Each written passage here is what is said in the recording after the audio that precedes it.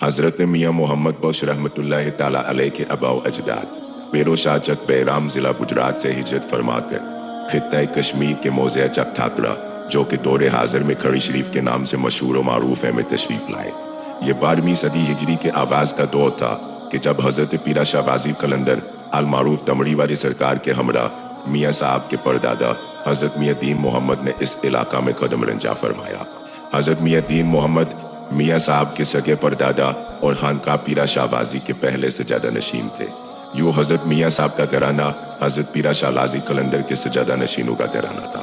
آپ کے متعلق میاں صاحب اپنی کتاب تذکرہ مقیمی میں ارشاد فرماتے ہیں کہ دمڑی والی سرکار آپ کو سفر و حضر میں ہمیشہ اپنے ساتھ رکھتے، بہت زیادہ شفقت و محبت فرماتے، بلکہ ایک مقام پر یہ بھی لکھا کہ دمڑی والی سرکار حضرت میاں دین محمد کو بچپن میں اپنے دوش مبارک پر سوار کر لیتے۔ بچپن سے ہی آپ کی روحانی تربیت دمڑی والی سرکار نے خود فرمائی۔ چنانچہ میاں صاحب نے اپنی کتاب تذکرہ مقیمی میں درج فرمایا ہے کہ دمڑی والی سرکار نے ایک دفعہ آپ کو جلتے تندور میں پھینک دیا۔ موقع پر موجود کسی خاتون نے واویلا کرنا شروع کر دیا کہ بچہ جل جائے گا۔ آپ نے جب یہ سنا تو تندور میں ہاتھ ڈال کر حضرت میاں دین محمد کو صحیح سلامت باہر نکال کر اس خاتون سے ارشاد فرمایا کہ جلے تیرا تندور میرا بیٹا لال گلال۔ اسی طرح آپ کے احوال میں یہ بھی آتا ہے کہ دمڑی والے سرکار اوپلو کے ڈیر کو آگ لگا کر اس پر حضرت میاں دین محمد کو بٹھا دیا کرتے، لیکن آگ آپ کو کوئی نقصان نہ پہنچا سکتی۔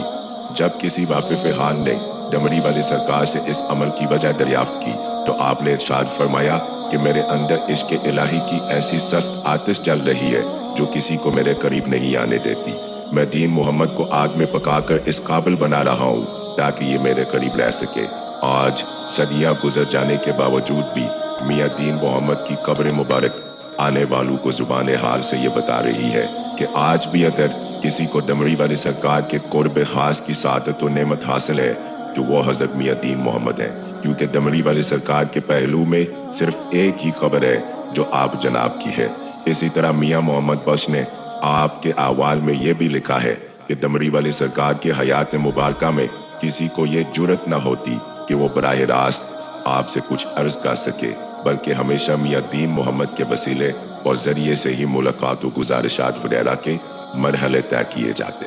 دربار یاریہ پر حاضر ہونے والے سینکڑوں زائرین کا ماننا ہے کہ آج بھی دمڑی والے سرکار کی بارگاہ میں حاضری کا صحیح طریقہ یہی ہے کہ میاں دین محمد کو وسیلہ اور ذریعہ بنا کر آپ کی بارگاہ میں حاضر ہوا جائے۔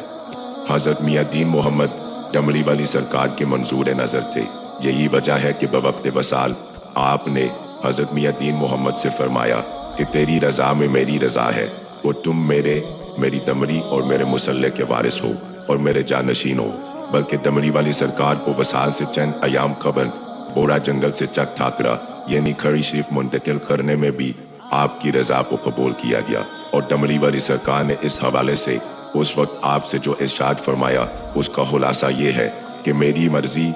یہ ہے کہ مجھے پورا جنگل دفن کیا جائے، لیکن آپ کی مرضی چک ٹھاکرا کی ہے، اس لیے میں آپ کو اجازت دیتا ہوں کہ آپ مجھے چک ٹھاکرا کھڑی شریف لے چلیں۔ اہلیان کھڑی شریف کو بالخصوص حضرت میاں دین محمد کا شکر گزار ہونا چاہیے کہ جن کی بدولت ایک غیر معروف جنگل میں آج منگل کا سما ہے، اور کشمیر کا یہ غیر معروف خطہ آج دنیا کے کونے کونے میں بسنے والے لوگوں کی عقیدتوں کا قبلہ ہے۔ آپ کا وصال مبارک 1188 ہجری میں ہوا۔